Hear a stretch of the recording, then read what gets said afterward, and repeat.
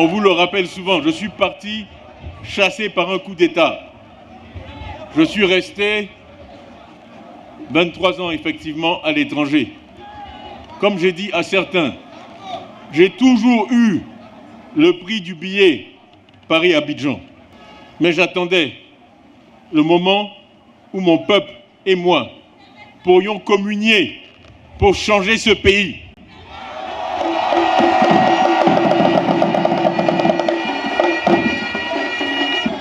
Ce moment est enfin venu et je suis là devant vous. Et vous ne pouvez pas savoir la joie que ça me fait de vous voir, d'être là avec vous. Merci. Merci.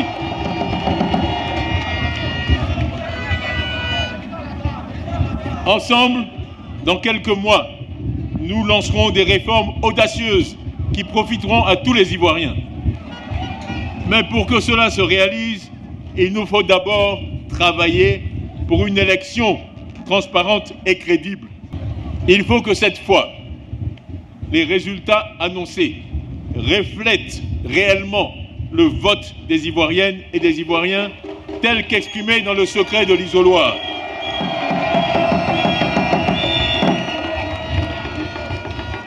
Il faut que notre vote, votre vote, soit respecté en octobre 2025.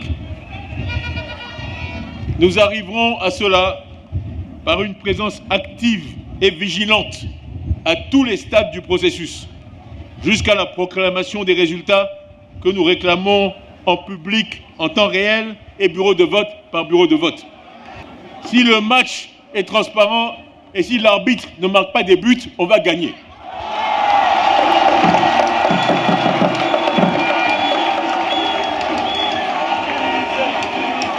Nous exigeons, et ce conformément aux lois de notre République, que les Ivoiriens puissent continuer à s'inscrire sur la liste électorale avant l'élection d'octobre 2025 afin de permettre à tous ceux qui le désirent de voter.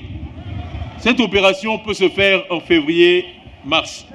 Le fait que les partis politiques aient demandé, après 2020, que les parrainages se fassent sur la base de la liste définitive n'est pas un obstacle. Tous les partis, au premier rang desquels le PDCI, sont prêts à travailler pour les parrainages sur la base d'une liste provisoire, ce qui permettra de tenir le calendrier. L'excuse des parrainages avancée par la CEI ne résiste pas à l'analyse, car selon nos informations, la différence entre la liste définitive et la liste provisoire est inférieure à 1%.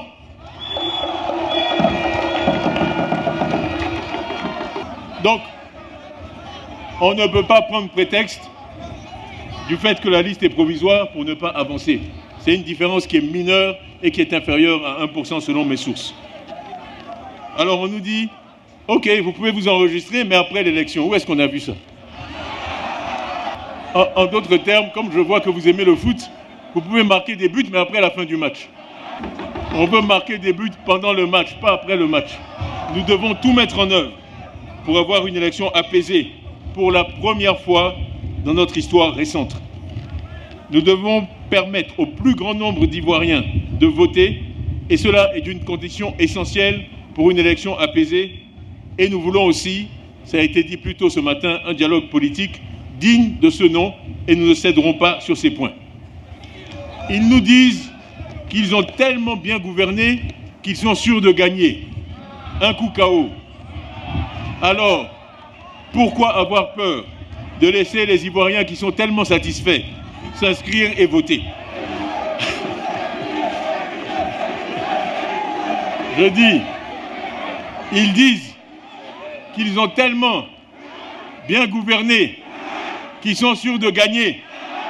Alors, pourquoi avoir peur de laisser les Ivoiriens qui sont si satisfaits s'inscrire et voter? Je l'ai dit à Soubré en juin l'année dernière. Je l'ai répété à Boisseau en décembre. Je le redis aujourd'hui à Yopougon en février. Gouverner, ce n'est pas seulement être élu ou se maintenir au pouvoir. C'est d'abord et avant tout apporter des solutions concrètes aux préoccupations et aux souffrances des populations qui vous ont accordé leur suffrage. C'est véritablement se mettre à leur service. Et depuis quelques années, le quotidien des Ivoiriens est plus que difficile. Ils doivent faire face à des défis majeurs et ont de sérieuses difficultés pour prendre soin de leur famille. Ce n'est pas acceptable, ce n'est plus acceptable, cela doit absolument changer.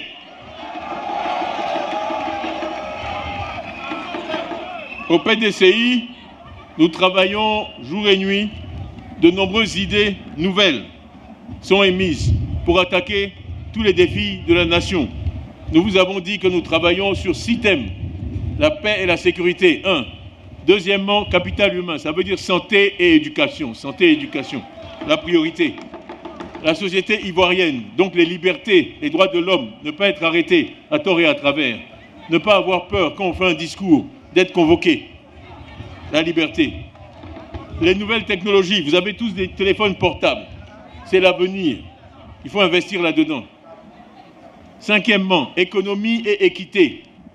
Parce que la croissance sans justice ne vaut rien. Il faut faire de la croissance, mais une croissance équitable, dont tous peuvent bénéficier.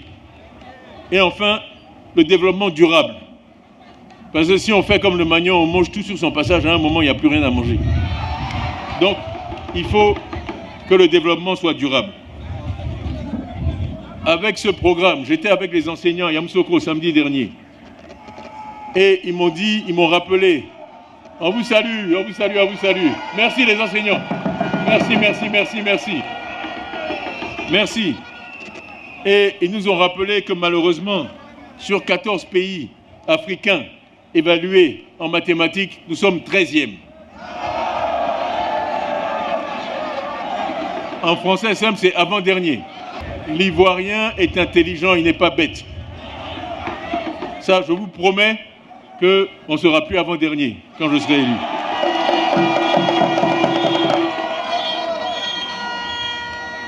Ils m'ont aussi dit que la Côte d'Ivoire a une richesse par tête 60% supérieure à celle du Sénégal. C'est-à-dire qu'on est plus de 1,5 fois plus riche que le Sénégal. Et nos enseignants en Côte d'Ivoire sont moins bien payés que les enseignants au Sénégal.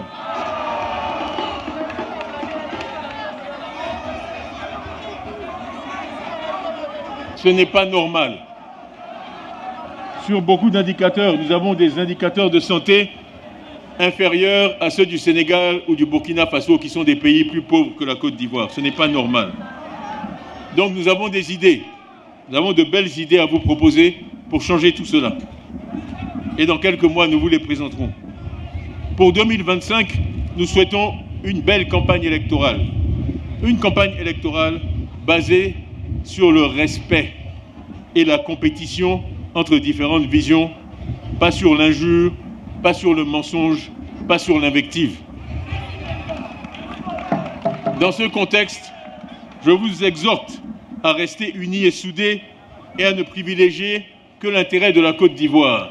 Parce que malheureusement, notre pays n'a pas que des amis. Et ceux qui ne sont pas des amis de la Côte d'Ivoire, je vais vous dire ce qu'ils souhaitent. Ils souhaitent un 4e mandat.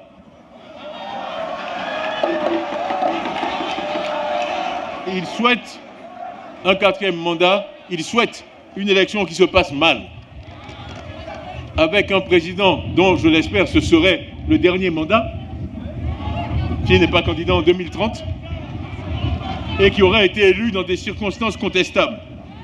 Et ils pourront alors donner libre cours à toutes leurs manœuvres de déstabilisation du pays. Croire et dire que ce chemin-là est le chemin de la stabilité, c'est de l'irresponsabilité. Croyez-vous que ceux qui n'aiment pas la Côte d'Ivoire veulent une Côte d'Ivoire avec un président plus jeune, avec toute son expérience et sa crédibilité, qui pourra, je le dis haut et fort, bénéficier des conseils de son aîné, qui aura été bien élu par une large coalition de tous les Ivoiriens et qui s'attachera enfin à redresser la santé et l'éducation. Non, ils n'en veulent pas.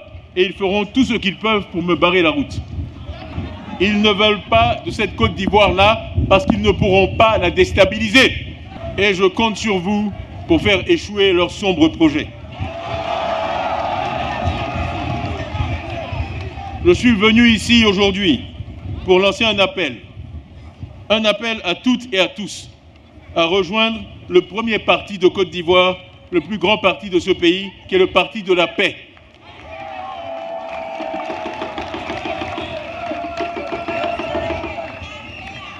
Le président Houphouët-Boigny a dit qu'il était allé à l'école, la seule école qui ne délivre pas de diplôme, l'école de la vie.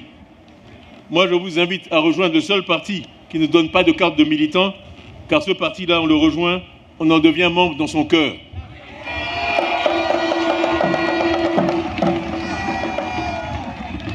Le Parti de la Paix a des militants au PDCI, bien sûr, mais aussi au PPACI, au FPI, au RHDP, au MGC, au COGEP et dans beaucoup d'autres partis ivoiriens. C'est simplement le parti de tous les Ivoiriens épris de paix, et ils sont nombreux. Notre adversaire, c'est le parti de la division, de la violence, du mensonge, du sectarisme, du tribalisme et des basses manœuvres. Nous sommes tous ici ce matin des militants de ce parti dont j'aspire à être le président du Parti de la Paix. Est-ce que tous ici, vous êtes membres du Parti de la Paix ?